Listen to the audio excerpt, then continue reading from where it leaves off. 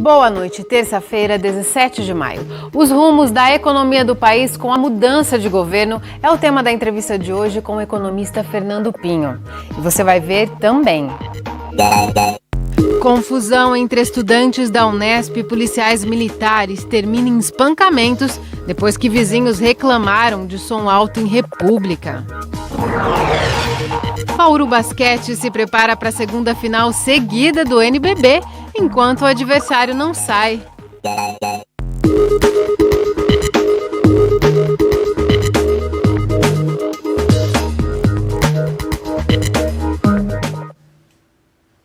Estudantes da Unesp em Bauru e a Polícia Militar se envolveram numa confusão no domingo à noite. Depois que vizinhos reclamaram do som alto na República, 11 viaturas da polícia foram mobilizadas para o local. Os universitários exibem várias marcas de espancamento. A polícia diz que reagiu porque foi desacatada.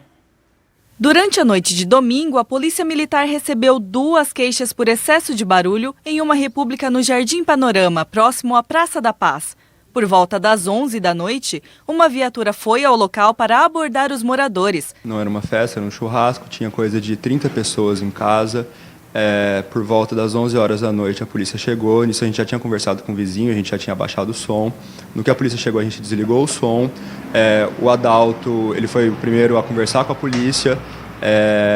Nisso, um dos policiais tentou botar os pés para dentro da casa. O Adalto disse que ele não podia fazer isso, disse: você não tem flagrante, você não tem mandado, você não pode fazer isso. O policial ficou muito bravo, perguntou: você quer saber mais de lei do que eu? Você acha que você sabe mais do que eu? Deu voz de prisão para o Adalto. O Adalto entrou para casa, enquanto isso esse mesmo policial, ainda do lado de fora da casa, ficou esgoelando: eu quero aquele moleque, eu quero aquele moleque. Hoje vocês vão conhecer a Polícia Militar do Estado de São Paulo. O Adalto também é morador da República. Foi um dos 6 agredidos e o que ficou em estado mais grave. Ele vai precisar passar por uma cirurgia de reconstrução da pálpebra. Foi 11 viaturas mobilizadas por uma festa de 30. Eu não desacatei a autoridade porque nós abaixamos o som. A única coisa que eu fiz de bal mesmo foi falar para ele não entrar na minha casa. E foi isso que eu fui visado. E foi assim que eu fui espancado. Eu fui ameaçado de morte dentro da viatura. De acordo com a Polícia Militar, a confusão só começou porque alguns estudantes desrespeitaram policiais. O padrão de atendimento da Polícia Militar: apenas uma viatura composta por 2 policiais militares se desloca ao local dos fatos. Normalmente essa viatura faz contato com o organizador da festa, que normalmente é o próprio morador da República. Segundo a versão dos policiais, quando esses 2 policiais fizeram contato com uma das pessoas da festa, que se identificou como organizador, esse policial teria solicitado que ele se identificasse e que abaixasse o som. Ele teria tido a resposta que não iria se identificar, não iria abaixar o som e por algum motivo acabou arremessando um copo de cerveja contra o policial. Esse policial não pensou 2 vezes, deu voz de prisão em flagrante a esse indivíduo por desacato e quando tentou algemá-lo, os demais participantes da festa partiram na direção dos policiais na tentativa de resgatar esse indivíduo. Esse segundo policial foi até a viatura e solicitou apoio via rede rádio. Já segundo Adalto, não houve resistência para mostrar o documento de identidade, nem desrespeito por parte dos estudantes. O episódio da cerveja teria sido um acidente durante a confusão no portão da casa. Eu falei: já que eu estou preso por desacato, eu vou pegar o meu RG, porque eu sei que para você ser preso você tem que ter uma identificação. Nisso surgiram várias versões que eu estava fugindo. Não, eu não estava fugindo. Não tem como fugir na minha casa. Nisso daí já chegou muita polícia, porque foi o tempo de eu ir para o meu quarto, tentar achar o meu RG, que eu não achei, eu estava desesperado, voltar, já tinha mais de 4 polícias, eles já tinham chamado reforço, eu já vi a minha amiga chorando, não sabendo o que estava acontecendo, e quando eu fui para a porta, eles já começaram a me avisar: pega esse careca, pega esse careca. Nós não podemos afirmar que houve agressão no local dos fatos. Nós temos pessoas lesionadas, tanto um funcionário público, um policial militar que foi atender a ocorrência, como nós temos pessoas lesionadas que estavam na festa. O inquérito policial militar e o inquérito policial que vai poder definir o que realmente aconteceu no local dos fatos. Os estudantes feridos registraram boletim de ocorrência e já passaram por atendimento médico. A gente conta, acho, primeiro com o apoio da comunidade, com o apoio da Unesp, com o apoio, alguns professores já demonstraram apoio para a gente. tiveram advogados que vieram conversar com a gente no interesse de divulgar, de estar trabalhando junto com a gente em relação a isso. A gente conta com o apoio da OAB, conta com o apoio do pessoal dos direitos humanos, e acho que todo apoio nesse momento é bem-vindo, né? A gente está como parte, como acusado, como vítima, num caso, então a gente pretende levar isso adiante. Para este professor da Unesp, que acompanha o caso, é necessário discutir a relação entre a Polícia Militar, a sociedade em geral e a comunidade estudantil. Esse é um problema de todas as cidades universitárias, né? É necessário que você tenha uma política de convivência. Você precisa ter uma política pública, portanto a prefeitura tem que entrar nessa discussão, as universidades, os alunos, você precisa criar um mecanismo de convivência. O que não é tolerável e não pode ser de maneira alguma aceita e tem que ser repudiado é a violência contra jovens, meninos e meninas, na forma que se registrou aqui em Bauru. Não existe justificativa para tamanha violência, onde um garoto quase ficou cego e uma menina teve um tiro de borracha na perna. Quer dizer, isso é inaceitável. Se de fato nós temos uma comunidade universitária de 25 a 30 mil pessoas na cidade, é necessário levar em consideração que isso faz parte da cadeia econômica da cidade. Muitas pessoas alugam, comem, moram, quer dizer, traz uma economia para a cidade. Então falta a compreensão desse fato. E nunca é crível, aceitável a sociedade aplaudir ações de violência da polícia contra grupo de alunos.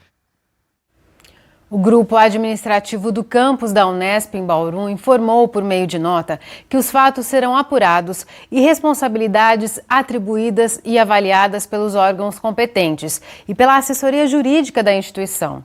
O texto diz ainda que a Unesp repudia qualquer tipo de ação que estimule a discriminação, a violência e sentimentos de ódio. Agora uma informação de saúde. A Secretaria Municipal de Saúde de Bauru confirmou mais uma morte por gripe H1N1, além de outros 7 casos de contaminação pelo vírus. A vítima fatal é um senhor de 69 anos que apresentava pneumopatia e doença cardiovascular crônicas. Ele morreu no dia 14 de abril no Hospital Estadual. Já é a segunda morte pela doença neste ano. Neste momento, a cidade tem 65 casos suspeitos de H1N1, sendo que destes, 10 morreram. 6 são de Bauru e outras 4 pessoas são de outras cidades. A secretaria lembra que a campanha nacional de vacinação contra a gripe vai até a próxima sexta-feira em todas as unidades básicas de saúde de Bauru.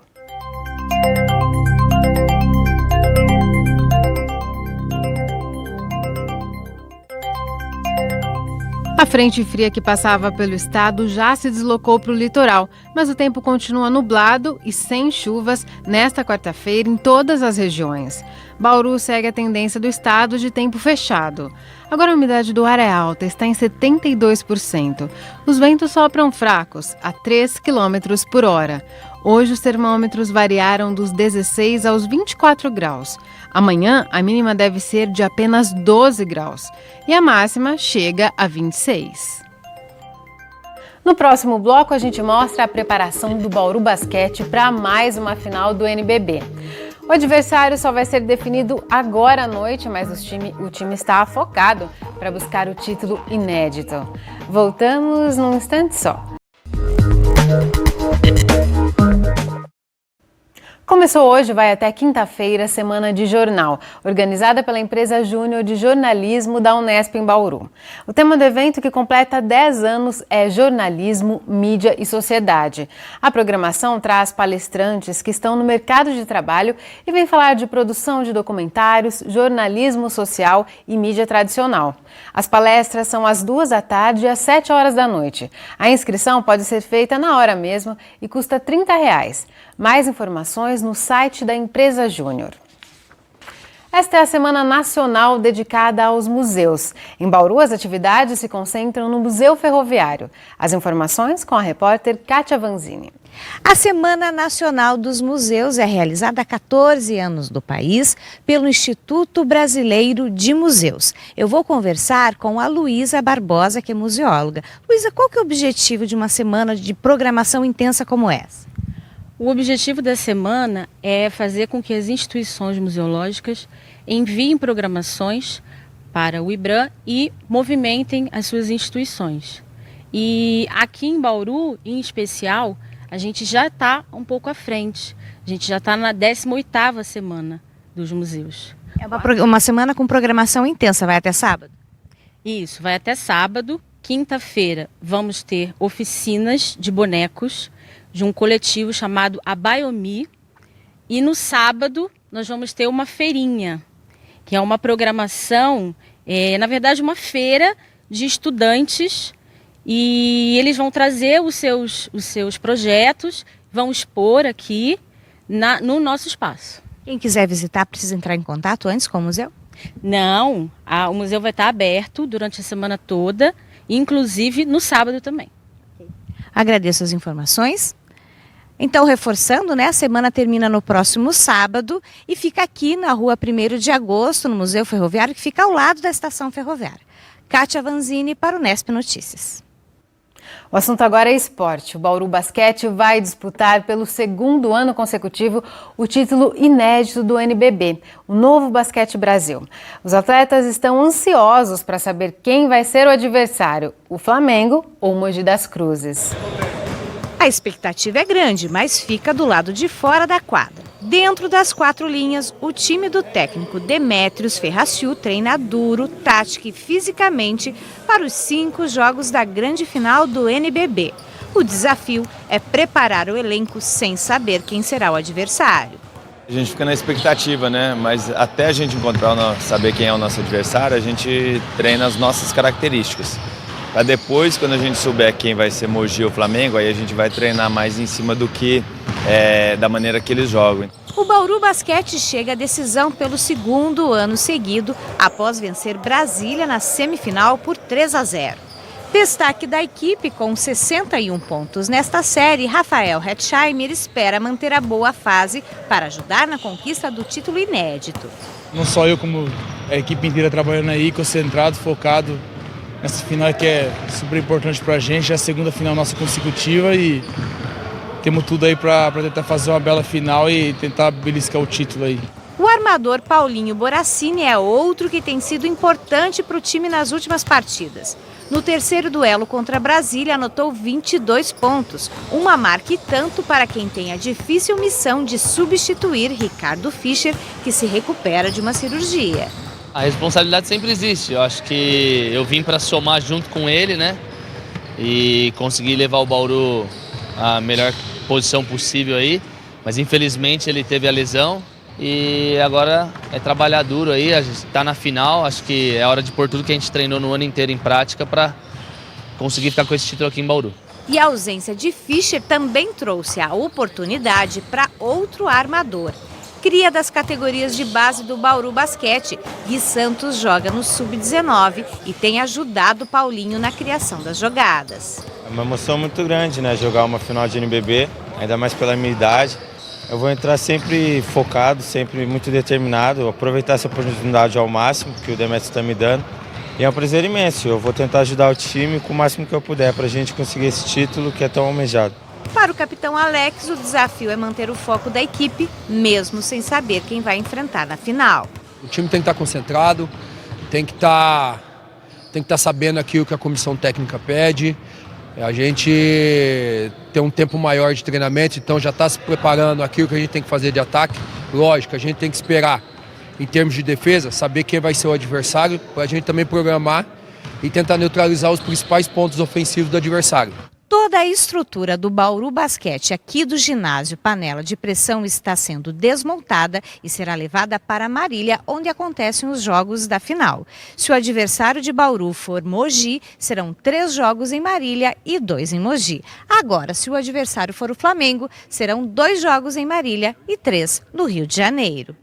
Para os jogadores bauruenses, não dá para escolher o adversário. Mogi corre mais e aperta, é mais agressivo na defesa.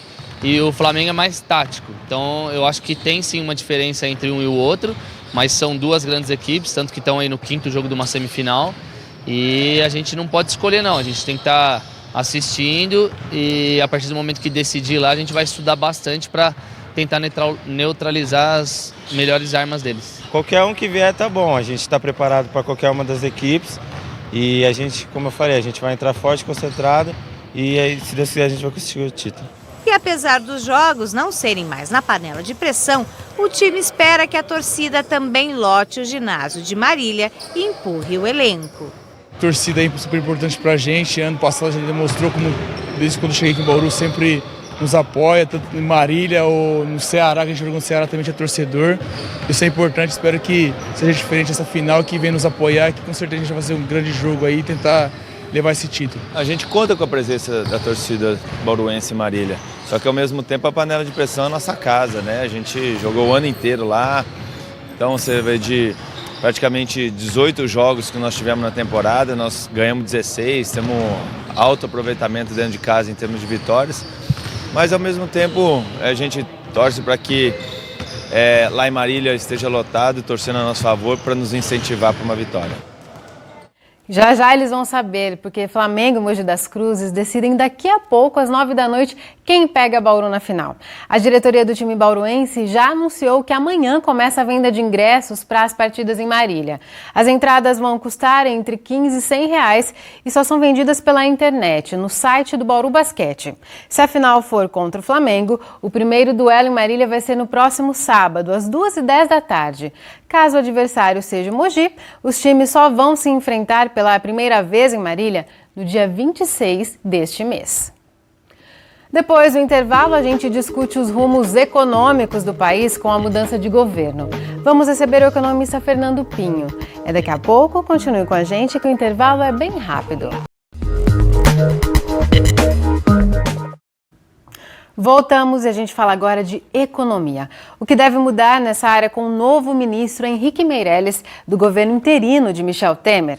Vamos conversar com o economista Fernando Pinho. Fernando, muito obrigada por sua presença aqui no Nesp Notícias. Boa noite a todos, a você também. Boa noite. Fernando, esse novo ministro, que não é tão novo assim, fez parte da equipe do presidente Lula. Sim. Como você avalia? Ele tem condições de tirar o país dessa crise econômica? Tem. As condições, elas existem. Ele é um profissional de alta capacidade, tem uma credibilidade não só nacional como internacional, porque ele foi presidente do Banco Boston em âmbito mundial, né?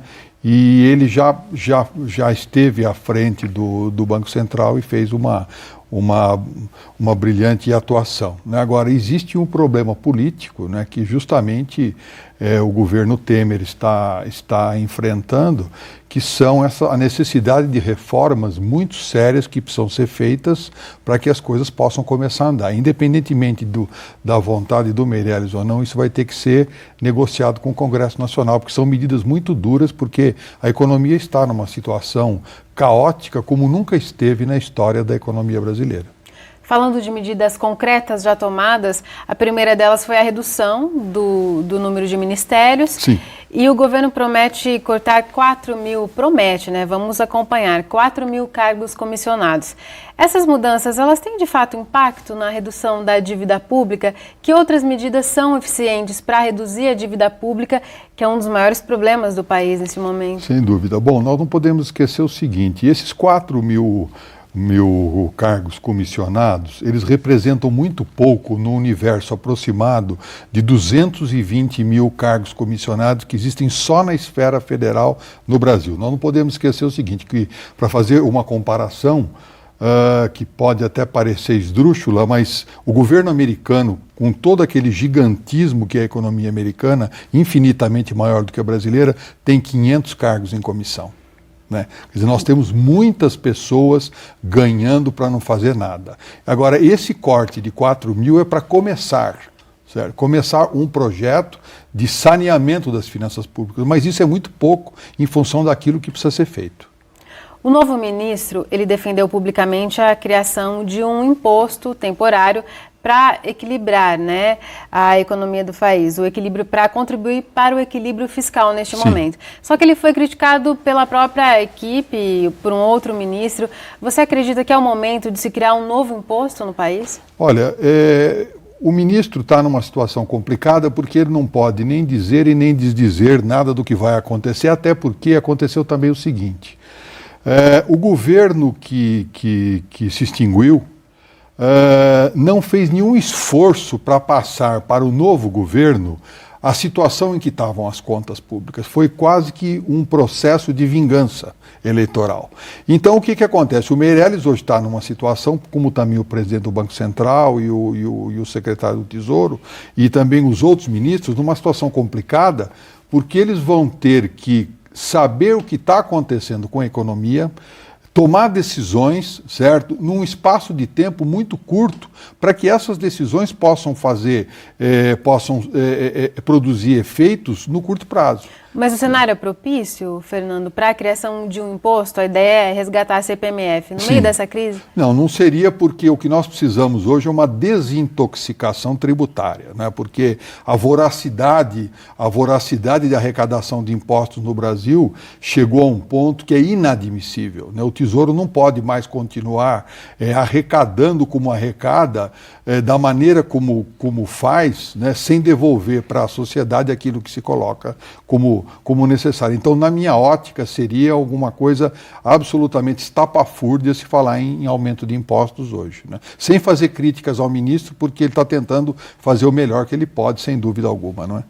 Falando do principal problema, aquele que atinge diretamente o trabalhador, hoje o Brasil tem 10,4 milhões de desempregados. Sim. Você, na sua avaliação, Fernando, em que momento ou a partir de quais medidas esse número de desempregados ele tende a estacionar e a começar a cair no país?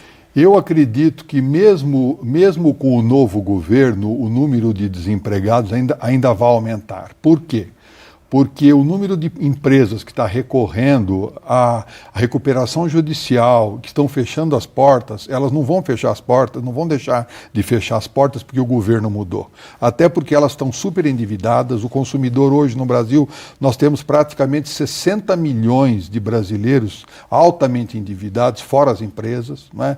E então o que acontece? Estando endividados, não conseguem comprar e as empresas também não conseguem vender, né?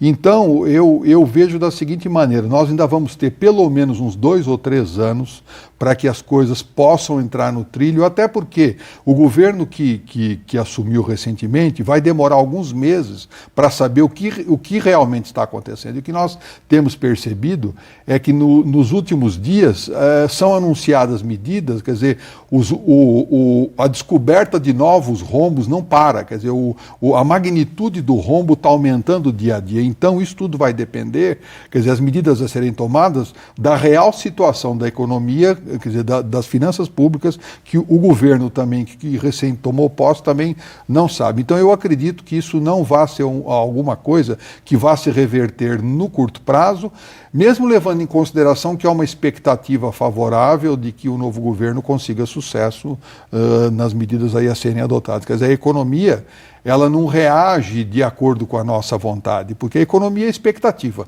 né? E se o empresariado não acreditar no novo governo, não voltará a investir. Então, o nível de emprego... Agora, existe um outro problema também, que é o seguinte: a cada recessão que há no país, e uma recessão brutal como essa que está acontecendo, há um número muito grande de empresas que fecham. Esses empregos dificilmente vão ser repostos. E as empresas que não fecharam por algum motivo, acabam se modernizando, acabam automatizando a produção para que não dependam tanto de mão de obra. Então, o que acontece? A cada recessão que acontece, a economia vai ficando mais eficiente, e ela ficando mais eficiente, o que acontece? Ela, infelizmente, vai empregando cada vez menos gente com um nível de qualificação baixo, porque ela vai se sofisticando. E o que esse trabalhador precisa fazer para se recolocar, então, no mercado que fica diferente? A primeira coisa que se coloca é o seguinte, é o problema da expectativa. No Brasil, como nós somos um país de dimensões continentais e não temos grandes problemas de catástrofes, os brasileiros sempre viveram de maneira não muito preocupada, não muito responsável com o dia de amanhã. E o que eu digo é o seguinte, é que a cada 4 ou 5 anos a economia brasileira entra numa recessão. Isso faz parte da nossa forma de administrar. Nós temos ainda uma democracia jovem. Então, o que se precisa, primeiramente, não acreditar que tudo vai continuar como sempre está, no bem e no mal, certo? E não esperar que a situação fique como está para se recolocar no mercado de maneira mais competitiva. Há muitas formas hoje, com internet, há muitas entidades que estão aí gerando novos cursos. Agora, também é uma oportunidade para as pessoas empreenderem. Há muitas pessoas que hoje são gratas às crises porque elas conseguiram deixar a carteira assinada e se tornaram grandes empreendedores. Né? Tá certo. Fernando, muito obrigada por sua presença. Eu te agradeço. Uma boa noite aí a todos. A gente fica por aqui. O Unesp Notícias volta amanhã às 19h, ao vivo. Tchau!